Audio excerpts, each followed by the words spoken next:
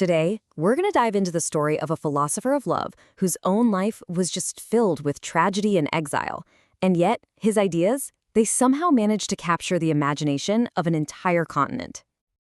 So yeah, that's the central mystery we're going to try to unravel. How in the world did a really dense book on philosophy, written by a persecuted refugee who was constantly on the run, become a massive bestseller all across Renaissance Europe? It just seems impossible. I mean, the circumstances here are just so unlikely. We're not talking about some light, breezy read. This was a heavy work of philosophy. And the author, Judah Abrabanel, was a Jewish refugee whose entire life was spent fleeing from one place to another, just trying to escape persecution. Okay, so the book itself was called Dialogi d'amore, which translates to Dialogues of Love. And yeah, against all the odds you could possibly imagine, it became an absolute phenomenon. And get this, the book was published after he died, but its impact, whoa, it was immediate. It just exploded across Europe. It got translated into Spanish, French, even Hebrew, pretty much everywhere.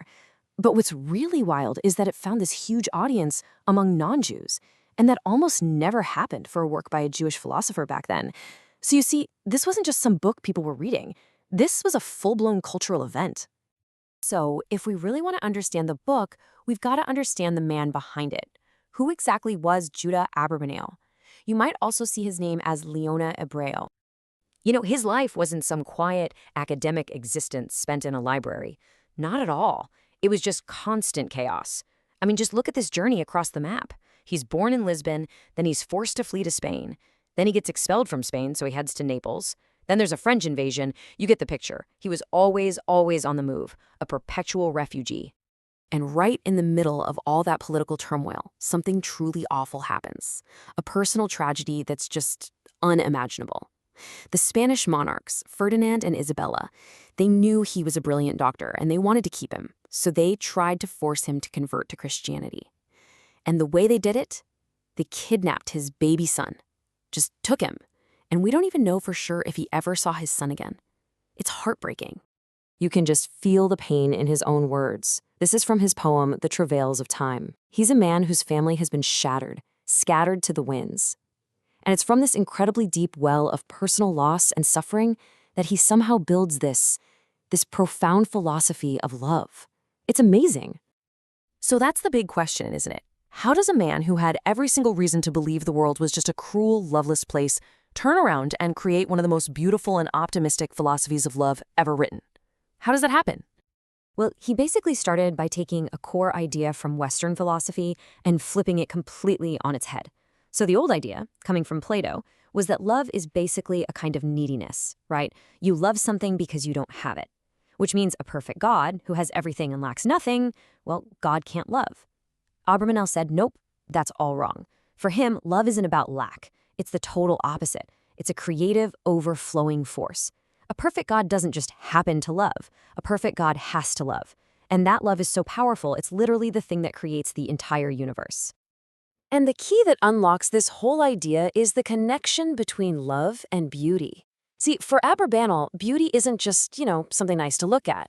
It's an actual philosophical force. It's the spark that delights our mind and gets the whole process of love started. You could almost say that in his system, beauty is the engine that makes the entire universe run. Okay, and this all leads up to his big idea, his grand unifying theory of, well, everything. He called it the circle of the cosmos, or even better, the circle of love. What is it? Simply put, it's the idea that the whole universe is just one big round trip. Everything starts with God's creative love flowing outwards, and then everything in creation is on a journey to get back to that exact same source. So, how does this circle actually work? Well, it starts with the first half of the journey, the descent. Imagine God's perfect love just overflowing, and that creates the very first, highest layer of reality. Then, that layer, filled with love, creates the next layer down, and that one creates the next. It's like this beautiful, cascading waterfall of creative, paternal love, flowing all the way down from the top and bringing the entire universe into being. But that's only half the story. The second half of the circle is the ascent, the journey back up. Now, everything that was just created looks up, so to speak, and it sees the beauty of the thing that created it. And that recognition sparks this incredible desire, this powerful love, to go back and reunite with its source. And that love is so strong, it actually reverses the flow, pulling all of creation back up, step by step, all the way back to the beginning, God. Okay, so this is a really beautiful cosmic idea. But you might be wondering, what does this actually have to do with us? How do we, as regular human beings, play a part in this giant cosmic circle of love?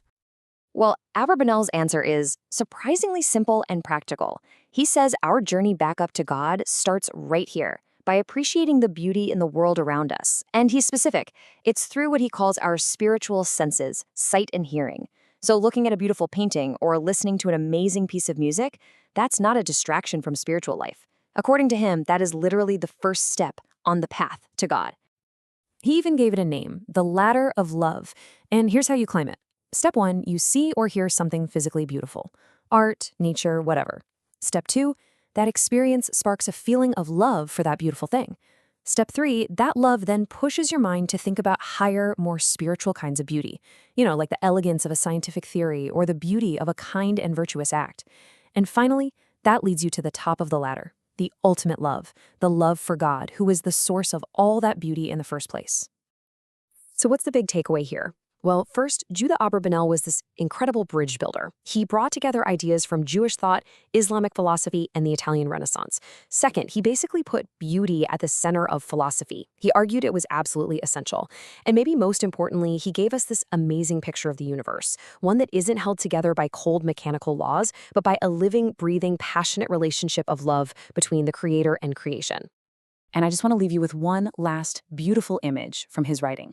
He says that, quote, "The infinite beauty of the Creator is depicted and reflected in finite created beauty like a beautiful face in a mirror." Just think about that. Every beautiful thing we see in our world, a person's face, a piece of art, a sunset, is just a little reflection of some infinite divine beauty. It's a powerful idea. And it kind of leaves you with a question, doesn't it? What reflections of that divine beauty are you seeing in the world around you?